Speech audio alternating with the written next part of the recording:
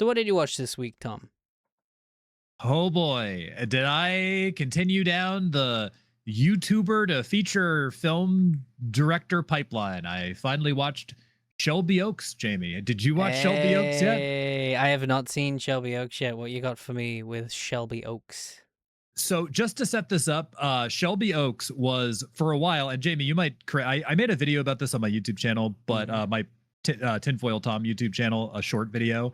If I remember correctly, Shelby Oaks, people didn't know it was Chris Stuckmann, the YouTube film reviewer, for a long time, and there was an ARG unfiction project called Paranormal Paranoids. It was covered by people like Nightmind. I made a short video about it. I thought Paranormal Paranoids was interesting. It was found footage. Yeah, it was like Blair Witch, or like any of like the Slender Man type things. It was that sort of like found footage thing. It was interesting. Then it was revealed that Chris Stuckmann was behind the project, and he's a very popular YouTube film reviewer. I believe he also had film school experience, and he'd made other short films. And this was going to be his big debut. And he did a Kickstarter. The Kickstarter raised, I think he raised over $1 million. It was like a super well-funded Kickstarter project. And people were stoked about this. And then this movie came out, and it was like a wet fart. Is like the best way to describe it. Oh, wow. I think, well, I say that as it came out. I don't think a lot of people saw it. I don't think it did big business. I think I looked up the okay. I looked up the box office, and I think it made like $10 million or something like that. I might be mistaken there, terrible, which is like, I don't think, but yeah, it's not bad, but I think it was like really hyped up. And if you compare it to other YouTuber to feature film, and like if you're going to just apply a monetary value to it, if you compare it to like Markiplier, who did Iron Lung, Raka Raka, who did Talk to Me, and then there was another movie they did, I forget the name of it, and now Obsession with Curry Barker, and now Backrooms with Kane Pixels. Those movies did, all of them did insane business. They're all super well reviewed, and I am definitely sorry to say that Chris Stuckmann's Shelby Oaks was not good. I wish that I could. I wish that I could say that it was good, and I think that it committed what I consider to be the biggest sin out of any movie that you could commit. It wasn't terrible. It wasn't good. It was, as you've often described things, Jamie, it was mid. It was the definition of, it was the absolute. Yes. It felt like he played it. And this is like, I think that's another thing that's very confusing to me, is that he's a pretty prolific film critic. And it sounds to me anyway, like watching this movie, he like didn't, the things that he was most critical about in a lot of other people's movies, he committed those things in the movie. So I'm like, was he not like aware that he was like committing these like acts in the movie? But I'll set up some examples of things that I found particularly confusing about this movie, and like that I was like, what am I watching? How did this get into a theater? So there's the scene, and this is going to be a little spoiler. So if you don't want spoilers, little spoilers in the movie here. I think people have had enough time to see Shelby Oaks. I'll be like, that came out in like October, to be fair. I think, but yeah, I guess it's still courteous to do a spoiler. I'll give everybody a little spoiler. There's a scene where near the beginning of the movie, we've set it up, and it's basically this woman. I believe she's in like her 40s, and she's looking for her sister. Her sister was part of this YouTube group in the mid 2000s called the Paranormal Paranoids. They were paranormal investigators in early YouTube, and they disappeared. And this woman is looking for her sister. That's like the setup of the movie. And the actress who plays her, she's good. I think I think her name is Camille Sullivan. The actress's name. She's good. Like all the actors and actresses are, they're fine. They do suitable performances. But this guy shows up at her doorstep and blows himself away. And I was like, okay, that was like a shocking moment in the film. And then what seems like an eternity passes. It's like the morning time when this happens. And then it cuts to, and like police show up, EMTs show up. Her husband is like, you know, consoling her and all that stuff. And it cuts to the evening and she's still covered in the stranger's blood. It's everywhere. It's all over her face. It's all over her clothes. And she's sitting in this room. She took a tape, which is like the final camcorder tape of the Paranormal Paranoid. She like took it out of the guy's pocket while the police were distracted after he blows himself away. And she watches the tape, which is like this lost Paranormal Paranoids tape, and it like reveals a little bit more of her sister's fate. But I'm watching this movie and I was like, I understand like shock and trauma, but like you had enough like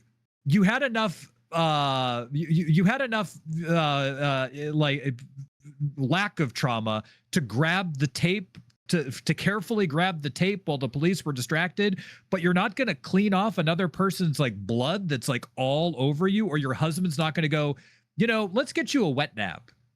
Let's clean some of this other person's blood off you after, like, you've been sitting in this room for 12 hours or however long you've been sitting here. You waited for all the police to go home. There's another scene in the movie that I was like, what am I watching? What is this bullshit? Where she drives to this prison. That's what this movie feels like. This movie feels like a video game. It feels like Chris Stuckmann played Silent Hill, because it goes from like house to prison to creepy cabin to like, it's just set piece. And like, that's how he sets up the movie. There's like no like rhyme or reason. It's just like, I must go here. I must go to this next level. But she goes to this prison, and I feel like, and also, Jamie, the prison that she goes to, the shooting location, the same prison that they filmed Shawshank Redemption. So super amazing set. Set piece. I won't lie, that feels like a set piece that a critic would want to go and film at and go, hey, no, this is where we went to film. That is not actually surprising that he chose Redemption. The Shawshank Redemption. Yeah, that feels like such a movie buff. Like, hey, we got to film there because that's the Shawshank Redemption prison. We got to make a movie based around that. Amazing location. And to be fair, when they're actually shooting inside the prison, it's creepy, it's spooky. I'm like, all right, yeah. I'm like, this is a creepy, spooky thing. But the leading up to that, I feel like Stuckmann forgot to get an establishing shot of her truck driving into the prison.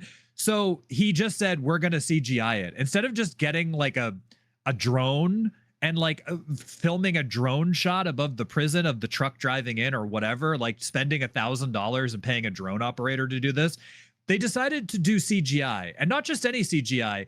This is like PlayStation 1 era CGI. It's the fakest looking truck driving into the fakest looking prison I've ever seen in my life.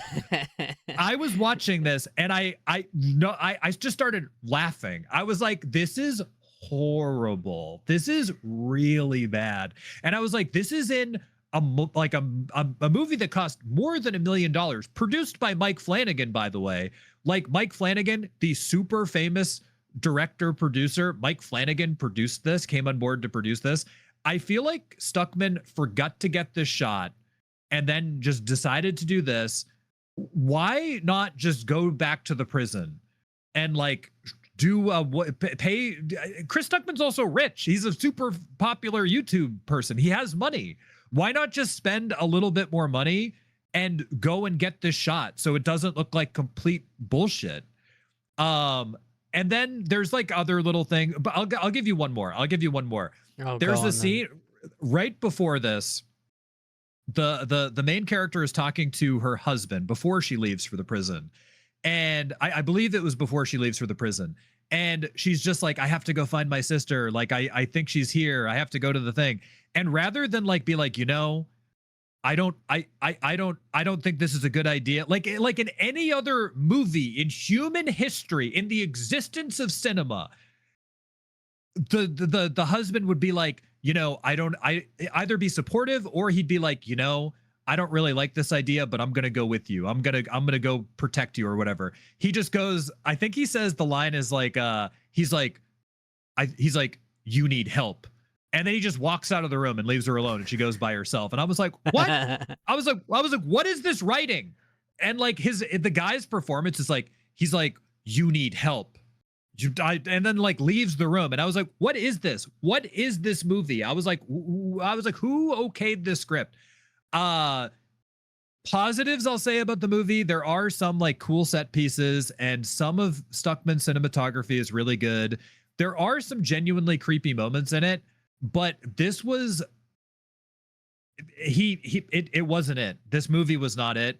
And I think it's cool that he got to make a movie, but like Neon put this movie out, Neon, the film production company. Yeah. Why did Neon put this out? Why did Mike Flanagan attach his name to this? This was like an amateur movie at best. It was not good. And I think also there were like little tonal shifts to the movie, because the movie went from like the paranormal paranoids footage to the main character's documentary about the paranormal paranoids investigation and trying to find her sister in her own documentary to traditional movie. So there were 3 tones in the movie, and it's super jarring. It's super confusing. It's like, I feel like Stuckmann should have just stuck to one thing. He should have just stuck to found footage. And I think that this movie would have been all the better for it. I think he should have just made this a found footage movie. And I think it would have made sense. I 100% think that he should have just made this a found footage movie. It feels like multiple different ideas and tones just kind of slapped together by an amateur filmmaker that didn't. He had some good ideas, and some of the movie was creepy, but it was just not. It wasn't good, in my opinion.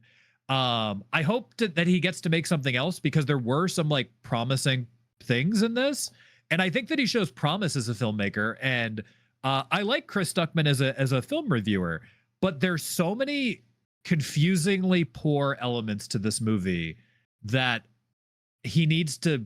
I hope that for his next outing he does better. But if we're going by my pizza system, Jamie, I think I did five pizzas. Pizza systems. If we go by my pizza systems, this movie, I think just out of I hope he does better next time, gets a 2 out of 5 pizzas. 2 out of 5 slices of pizzas. Is that what we're going with? Oh, are we going? Oh, yeah, we went with slices. I'm going by entire pizzas. Oh, yeah, okay, yeah. There's 8 slices. To be fair, I don't think I'll ever do less than a whole pizza. I'll probably just go with what kind of pizza it would be. But yeah, okay, let's do slices then. Okay, let's do slices. There's 8 slices of pizza in a traditional pizza. Yeah. 3 slices out of 8, and they forgot the pepperoni. They forgot the pepperoni. Oh my goodness. Yeah. Oh dear, that's terrible. Well, I guess in some of this things that you mentioned, the box office for this, I just took a quick little look at this. The domestic box office was 4.5 million, and international box office was 1.7. So it only made 6 million. And I think it says here that the production budget was around 2.8 million. So yeah, it kind of just. It barely made its budget back. Yeah, it didn't really make. It kind of just went above it. So by the looks of it, and that's probably from like Chris's reputation. But the other thing that you mentioned as well about like critics, a critic not doing a good movie, I think that's more common than people probably want to admit. I don't really trust movie critics anymore. That's why I try to be very tame when I review these things, because I think we've got to realize we're still people who don't really know what the fuck we're talking about. We're just seeing movies that we enjoy, and I think ripping into them too much, I think kind of just sets us up to also make the exact same mistakes that Chris Stuckmann makes. This is going to be us.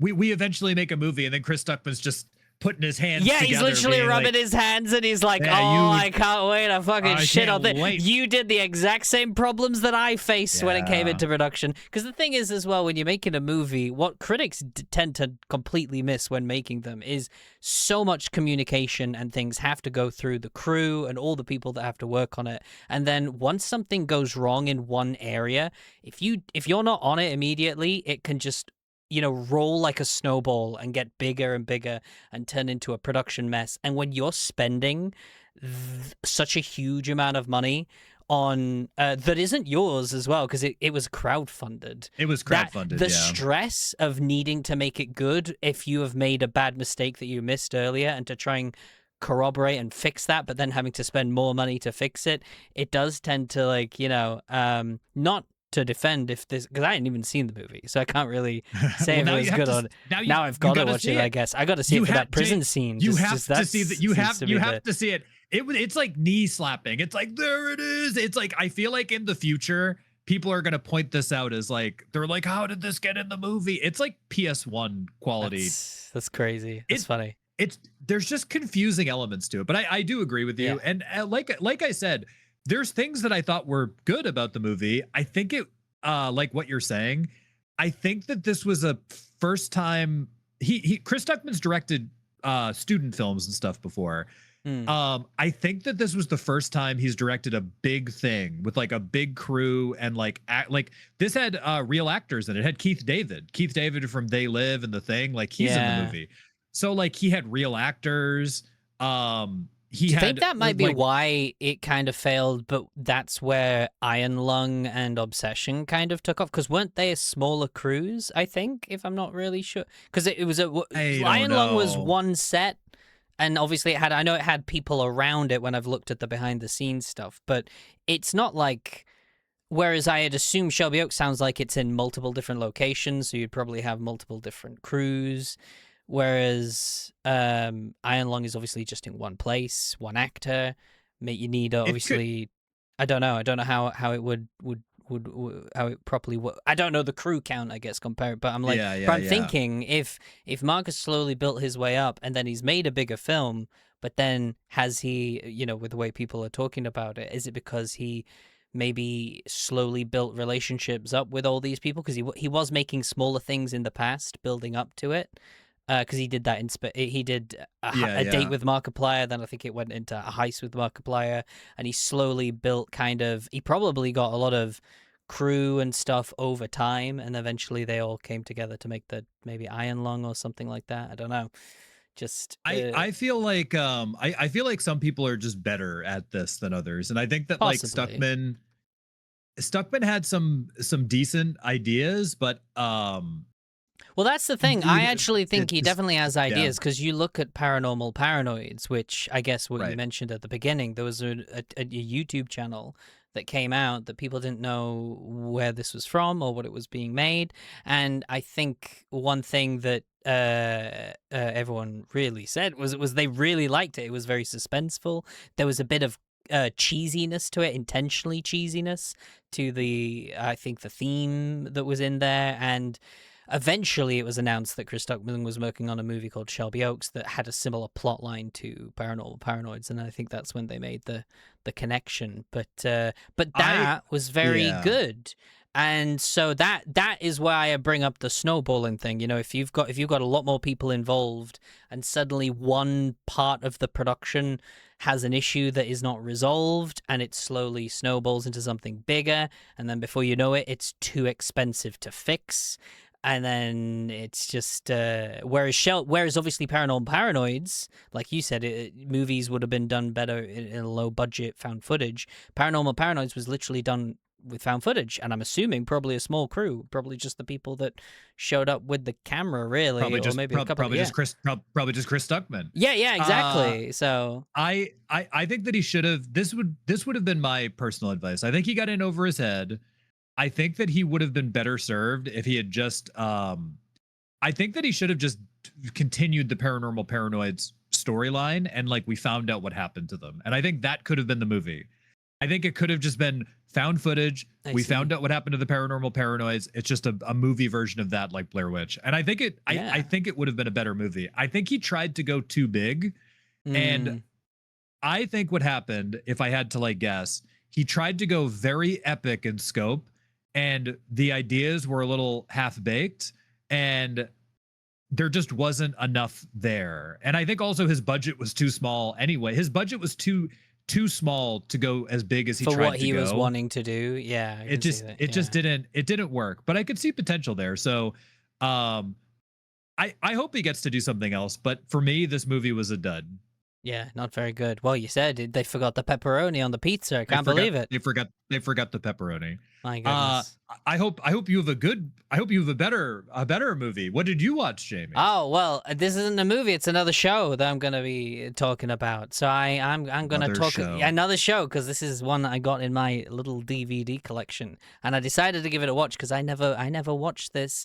I only saw odd episodes of it and really liked it when I was younger.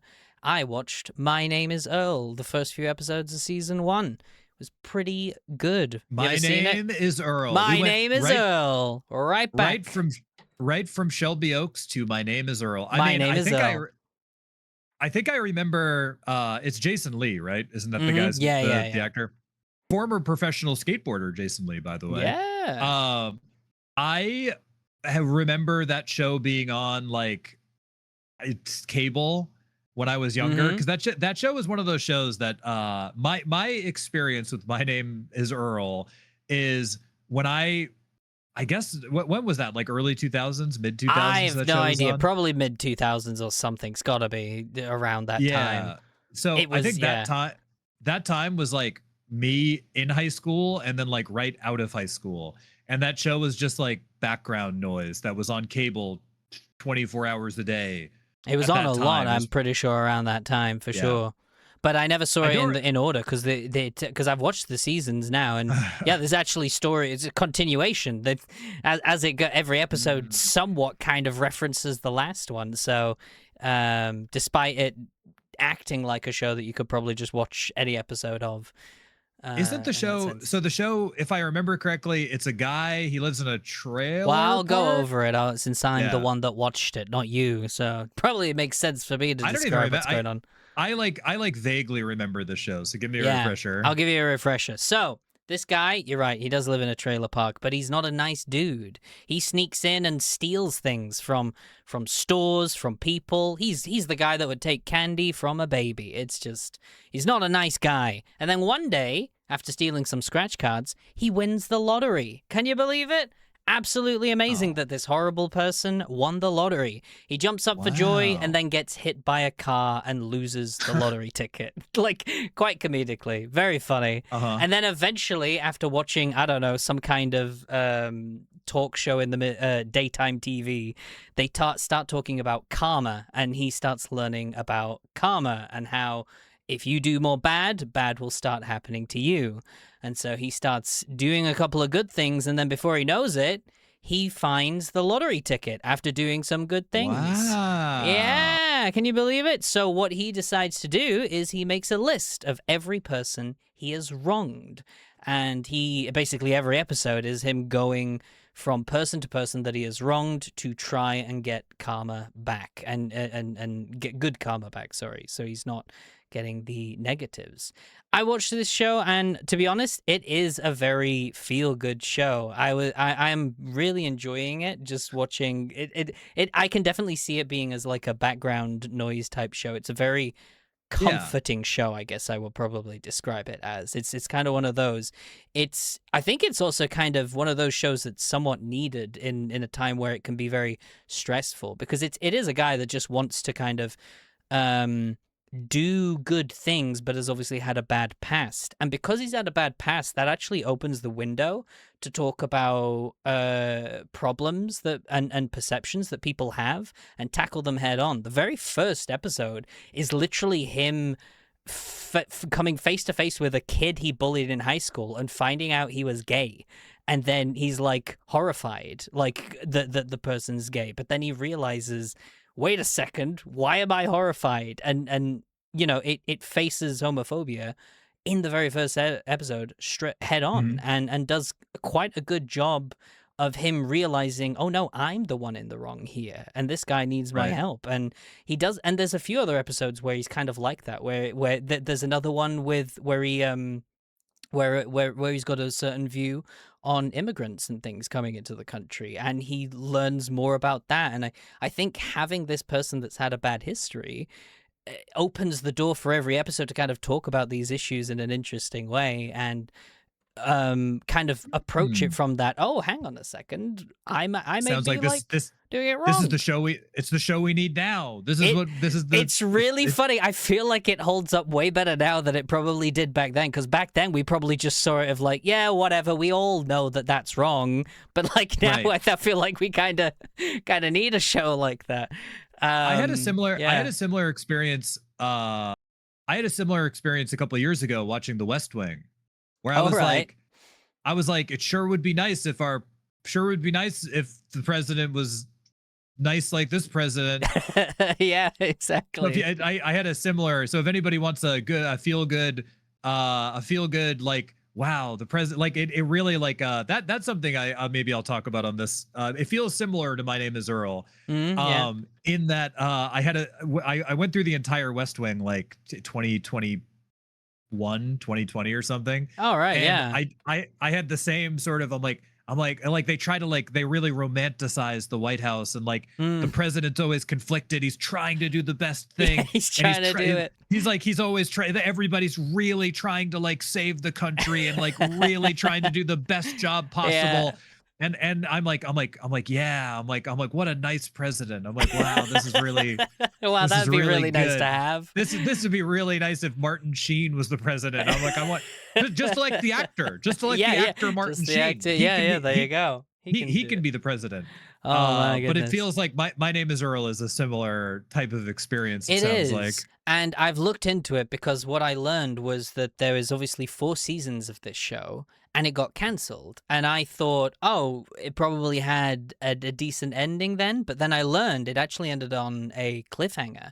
And I thought, oh, was My Name Is Earl not popular and it just got cancelled? So I looked into it more, and here's a little bit more of the juice. So apparently it was really popular, but it was, I believe, made by Fox, but then it was what was it? Either produced or like it was presented on ABC, I believe it was.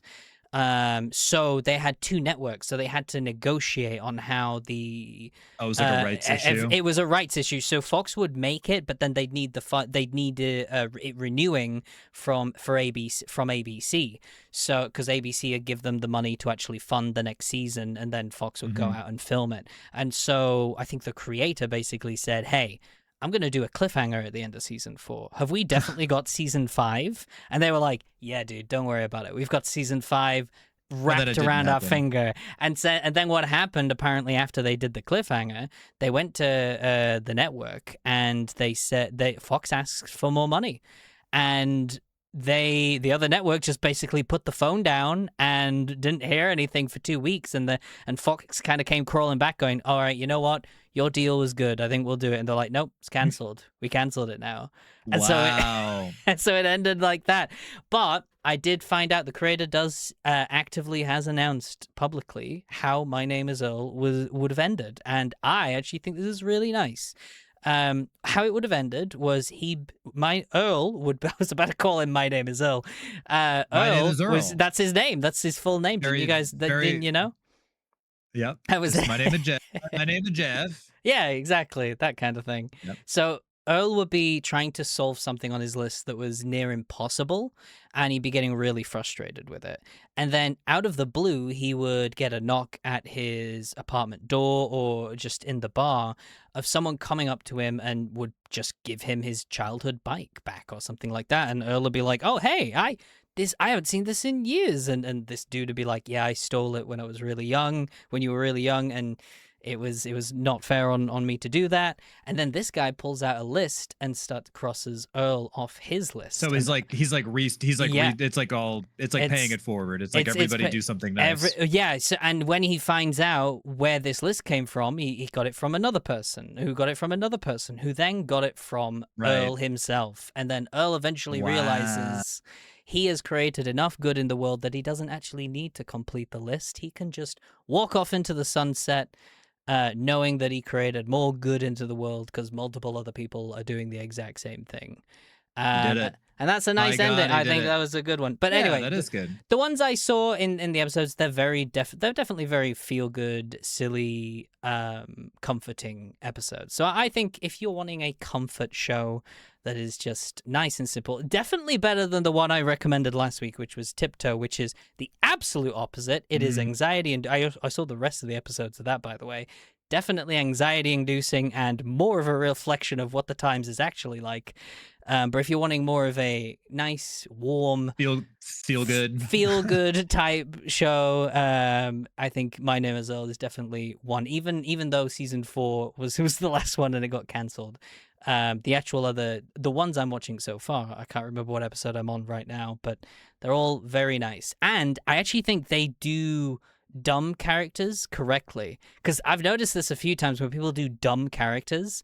They do it where the dumb character almost feels malicious and obnoxious and comes across as very annoying, whereas these seem to want to do good. They feel it feels like unintentional stupid, like it feels like it feels like they want to improve, like I talked about with like where he confronts his homophobia and stuff like that. It feels like he wants to get better, and so his dumbness almost is like more charming and understood. It feels more forgiving, whereas I feel like there's a lot wholesome type stuff, but like whereas a lot of other characters, I feel like when people write them dumb, they just come across as just like a bit obnoxious and like unwilling to change, and people think that that's okay. I don't know, it's just like I definitely look at like the later Family Guys or even Simpsons and other things of dumb characters, and they're just horrible, really, and just get very annoying.